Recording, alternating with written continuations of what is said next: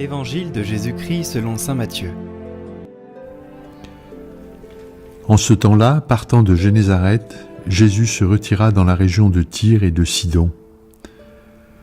Voici qu'une Cananéenne, venue de ces territoires, disait en criant : « Prends pitié de moi, Seigneur, fils de David. Ma fille est tourmentée par un démon. » Mais il ne lui répondit pas un mot. Les disciples s'approchèrent pour lui demander : « Renvoie-la, car il nous poursuit de ses cris. »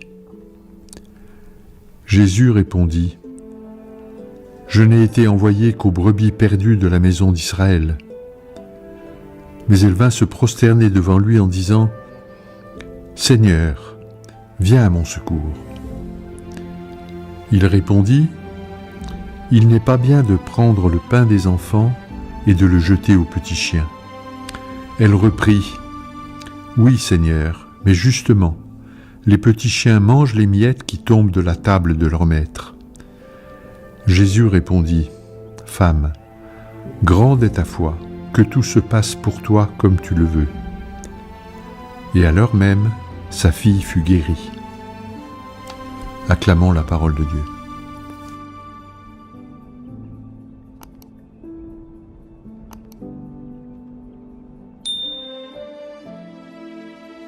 On ne reconnaît plus Jésus.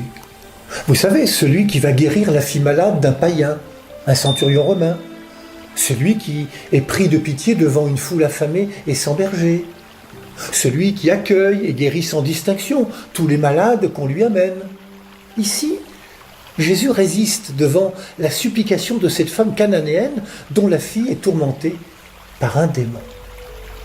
C'est vrai que les Juifs et les Cananéens ne s'apprécient guère, qu'il y a entre eux une grande hostilité. Mais tout de même, Jésus n'est-il pas celui qui brise les barrières ?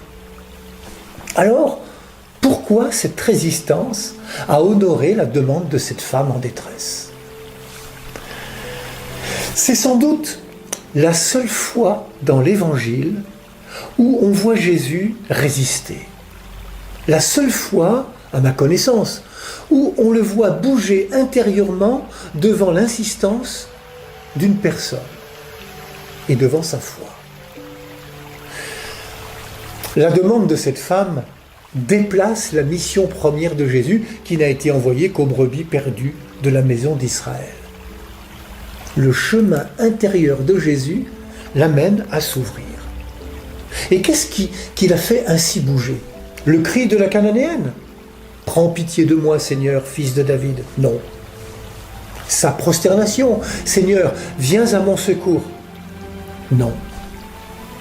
Pourtant, cette femme exprime ici une prière et s'adresse à Jésus, non pas comme un guérisseur ou un médecin, mais elle l'appelle Seigneur, fils de David.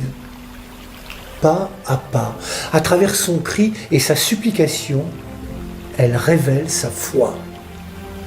Ce qui fait bouger Jésus, le déclic, c'est une parole, et une parole que Jésus lit comme révélatrice de la foi de cette femme.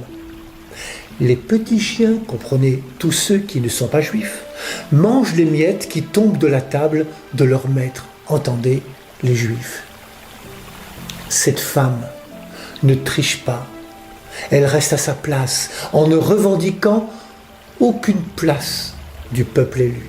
Elle accepte cette différence, cette altérité. Et c'est là que Jésus reconnaît en elle la foi.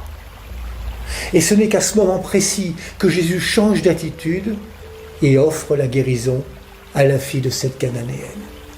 La foi de cette femme déplace des montagnes. Elle abolit les différences. Il n'est plus question de Cananéenne ou de petits chiens, il est question d'une femme de foi.